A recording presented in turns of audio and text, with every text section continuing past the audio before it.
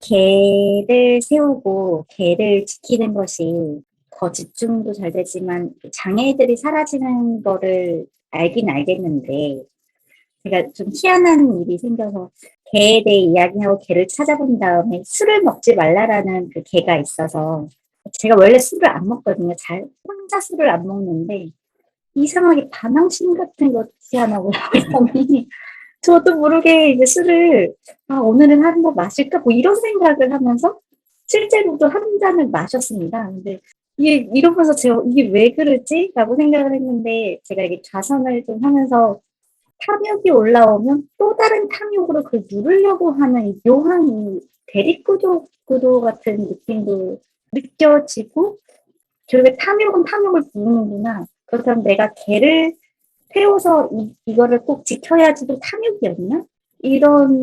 그래서 약간 반항심 같은 그런 욕구가 올라와서.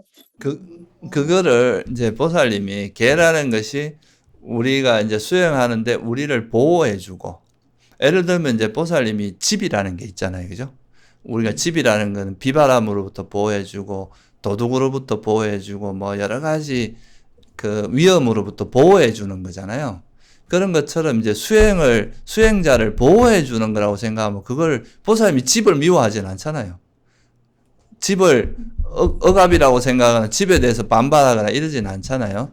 근데 내가 걔를 반드시 지켜야 되고 내가 해야 된다는 그런 압박감이나 이제 약간의 집착이 들어가는 거죠. 그러면 그게 오히려 반작용으로 이거에 대해서 막 이렇게 반발심 같은 게 이게 일종의 욕망으로 인한 반발심 같은 화거든요. 이제 내가 이걸 지켜야 된다는 강박이 오히려 화가 나게 만든 거죠. 그러면은 그거에 대한 반작용으로 오히려 이제 욕망을 실현하는 쪽으로 흘러갈 수가 있는 거예요. 우리 마음이 그렇게 간사합니다. 그러니까 예를 들어서 내가 어떤 욕망이 있는데 그게 이루어지지 않으면 뭐라도 욕망은 채워야 되거든요. 그러니까 내가 원하는 걸 못하면 그걸 다른 방식으로 뭐 술을 다른 감각적 욕망을 즐김으로써 대체해버리는 거죠. 걔가 나를 억압한다 생각하고 욕망을 뺏어갔다 생각하니까 약간 삐지는 마음이 좀. 그렇죠. 그런 거죠.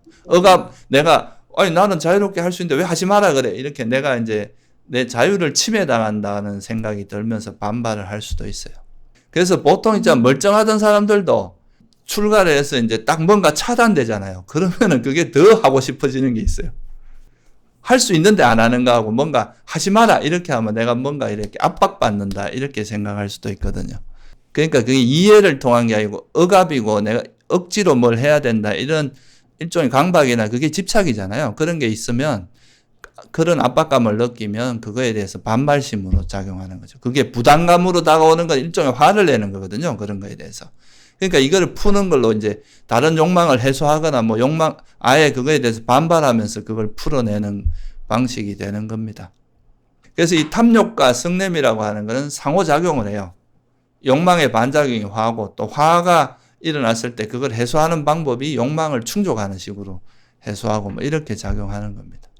그렇다면 제가 걔에 대해서 반발심이 안 일어나려면 이거를 그 순작용을 이해하고 받아들여야 되는. 걔의 유익함을 이해하시는 게 좋죠. 내가 억지로 하는 게 아니라 이게 내 수행을 보호해주고 나를 도와주는 그런 우군이다. 이건 적이 아니다. 그리고 이제 불교의 계 중에서 제일 독특한 계가 뭐냐 하면 이제 술 마시지 말라는 게 다른 데보다는 불교에서는 더 강조가 많이 돼요. 왜 그렇게 했어요? 불교는 사실 제일 중요하게 생각하는 그 가치, 이제 마음 중에 하나가 지혜거든요. 우리가 이제 지혜로서 번뇌를 버리고 이제 깨달음에 이를 항상 부처님께서는 이제 깨달음의 지혜, 최상의 지혜, 항상 지혜를 통해서 우리가 이제 지혜가 있어야 어리석음이 버려지고 그러니까 이 어리석음이 번뇌 뿌리기 때문에 이게 이제 모든 번뇌가 소멸하는 거거든요. 근데 이제 술을 마시면 어떻게 됩니까? 멍해지겠죠, 그죠? 정신이 흐려지잖아요.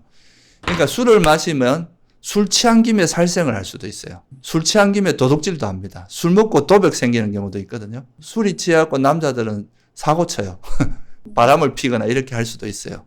또 술 취한 쯤에 거짓말 할 수 있잖아요. 그러니까 이 술을 마시면은 사실 오계를 다 어길 수도 있어요. 그만큼 이게 불교에서는 이 술이라고 하는 것이 가지고 있는 위험성이 많기 때문에 실제 그렇잖아요. 우리가 세속에서도 술 때문에 사고 치는 사람들이 많잖아요. 그래서 이제 술을 특히나 좀 금하는 계를 좀 중요하게 생각하는 겁니다. 그리고 실제로 뭐 술을 조금만 먹어도 내 세포가 파괴된다는 거는 과학적으로 증명된 이야기입니다. 밝혀진 이야기입니다. 요즘 뭐 그 술 파는 그 상술회에서 뭐 아침에 반주 한 잔 괜찮다. 그거 다 사실은 근거 없는 이야기들입니다. 그래서 계라는 것이 우리 수행에 오히려 도움을 주고 우리에게 이익을 주는 그런 우군이라고 생각을 하면은 계에 대한 저항감이 없고 오히려 그걸 지킴으로써 내가 보호받는구나 이렇게 생각할 수 있습니다. 그렇게 생각을 바꾸시면 좋을 것 같아요.